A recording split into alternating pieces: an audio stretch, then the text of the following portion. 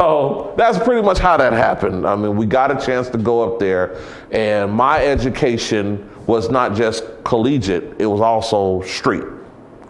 Because the things that I knew came from the street. Came from the street. So you were at Colburn School, Hamilton, was it Hamilton High School? And then right, and CSUN, Cal State Northridge. Okay? Right. Okay. But Northridge had nothing to offer. You understand? Yeah. So by this time, now I have teachers who are studying with me. Teachers who are going through the teaching program are studying with me because I know what I'm talking about. What do you mean they're studying with you? All those learning from you? All those college kids that were coming to USC and they're studying with me. At Leimert Park? Well, Leimert, or we just getting together at my house, or whatever. I'm going to their house, we're getting together wherever. And I have something to offer. And that was the first time I recognized, hey man, you might be really kind of good with this teaching thing, Okay. First time it actually entered my mind. How old were you? 16, 17. What cemented it though was when I was 17. So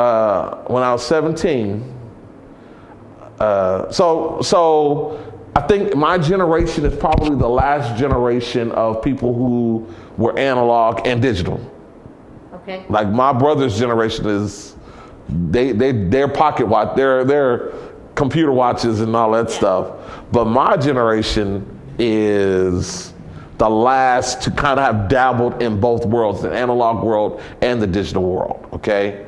So when I was 14, I started learning how to write big band charts with a pencil.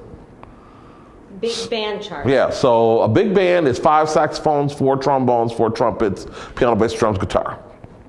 So you would have to write a piece of music for every single instrument. Every single instrument needed to be written so that it played in harmony. Every instrument or every set? Every instrument. Well, how old were you when you learned to read 15. music? Well, I didn't learn conventionally. Were you formally taught? No. Because when I got to Hamilton, formally taught anything. When I got to Hamilton, I couldn't read music like everybody else could. How I learned how to read music is by writing it. Okay. Because I wanted the things to go bum, bum. So I need to learn how to write that, and now I'm memorized.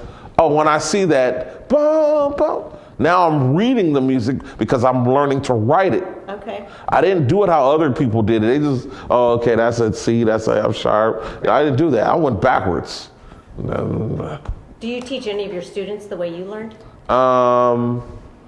I think the students, I think I'm older now, and I think I have a way of finding what works best for those students. Well, yeah, when my kid was here, one of my kids, she was in 9th grade, you were teaching her college level, what you called college level, the wheel. Yeah, circle of fifths. Circle of fifths, sorry.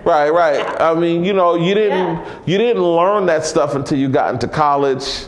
Yeah. I mean, when I got into college, I was already aware of it because I had learned it at the Colburn School. I was really aware of it.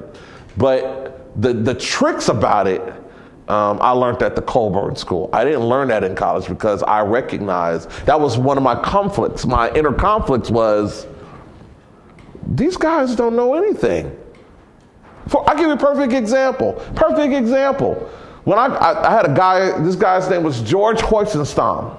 He was, George Hoysenstamm was the resident on-campus official for music theory. His whole claim to fame was 4-part harmony. Soprano, alto, tenor, bass. And the way that you have to arrange these 4 parts are 4 voices. And I'm thinking, I go to church every Sunday and I don't see no 4 parts up there. You better know how to do 3-part harmony, and that's all you got. 4 parts, okay, so the bass. So now I'm trying to approach the music like how I would know, how they pay me at the church to do this. Okay, Right. Okay, sopranos, y'all sing this. Da, da, da, da, da. I'll just sing this. Da, da, da. Tenor, you sing that. Do, do, do, do, do. They're paying me to do that. Yeah. I get to the college class, and the guy says, Mr. Hoisenstomp, he says, you can't do that. You can't do this. You can't do that. This is wrong. That's wrong. That's wrong. That's wrong. Did you? Now, the two ain't jiving. It ain't jiving in my mind because you're teaching me something. I don't understand why. I just made some money doing what you said is wrong. Right. Right. I can't square the hole. I can't put it together. At that time, I'm older now. I recognize, the people who are teaching this stuff don't know what the heck they're talking about. They may have formally knew it in a, collegiate way, in an academic way, and music may have been applied that way. So they didn't really have experience. I would say the thing that happens, the dangerous thing that happens in academia is that time changes. For example, I gave you the example. When I started playing on tour, I knew how to play the piano. The first time I got on tour, it was, here's your keyboard rig right here. Keyboard?